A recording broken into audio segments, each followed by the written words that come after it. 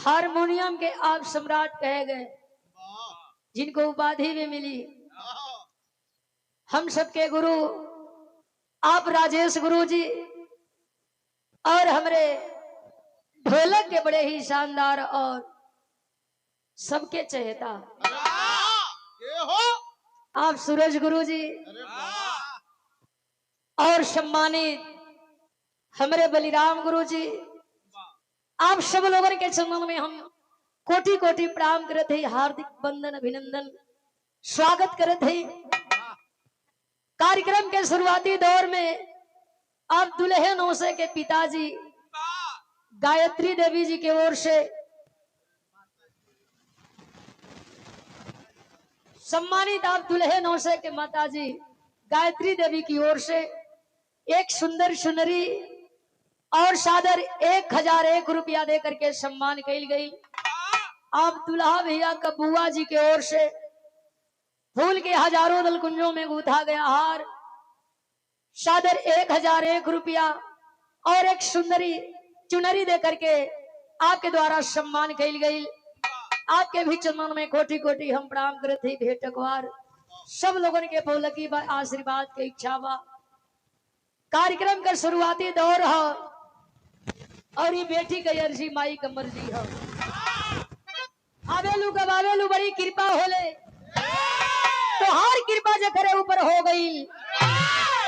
संसार में सबसे महान और सबसे विद्वान व्यक्ति वो हो गई, जेकर कीर्ति भी अमर भई। हमहन जैसन लाखों करोड़ों लोग कीर्ति के गावत पा, जे दरबार में गई खबो खाली ना आई। झोली भर के भेजलू मन का मुराद पूरा कैलू। हम बताइला उ माई होले जवन सगरी रोग के दवाई होले। माई तो माई होले, चाहे वो जन्म देने वाली माँ हो चाहे धर्म की माँ हो। मटियों के होले तब माई होले। वही माई से बेटी के अर्जी बा। कैसे मास्टर?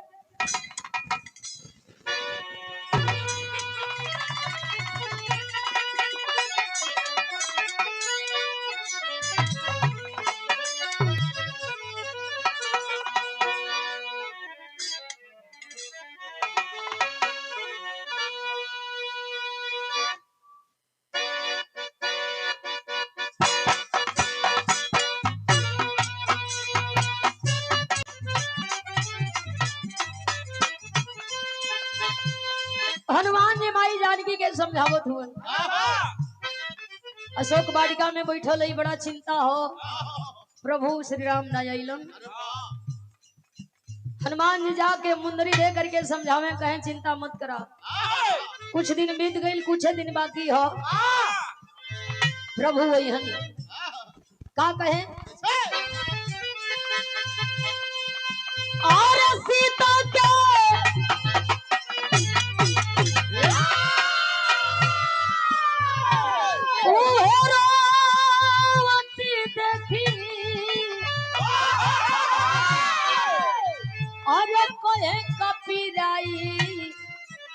ए माई धीरज धरी,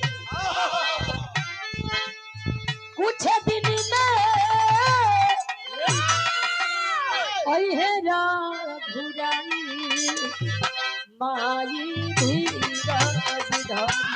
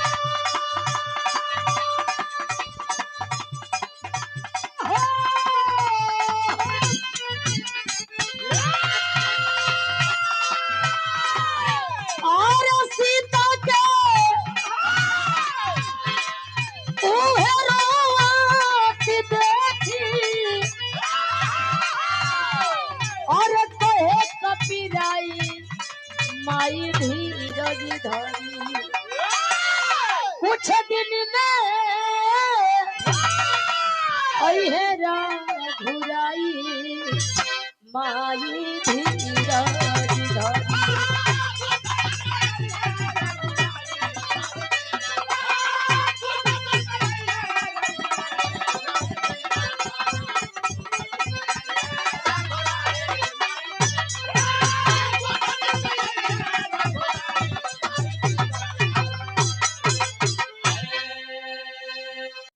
एक आध लाइन कोनो गीत तनी बजाए ला भैया, सबका मूड बने, आप लोगों का भी मूड बन जाए।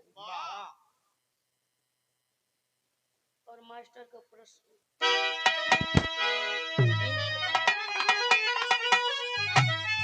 वाह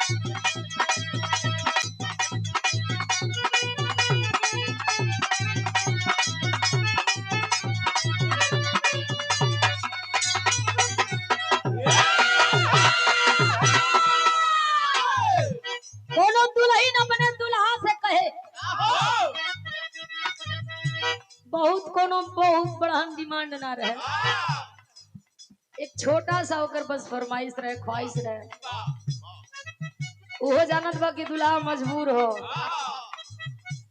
अपने दुल्हन से कहतिया कि सुनी एगो छोटी मुकी हमार काम करे के हो। दुल्हा कहता कि कहो, दुल्हन कहतिया कि सुनी हमके बस उहे चाहिए, लेवी ना देवी और कुछ ना चाहिए।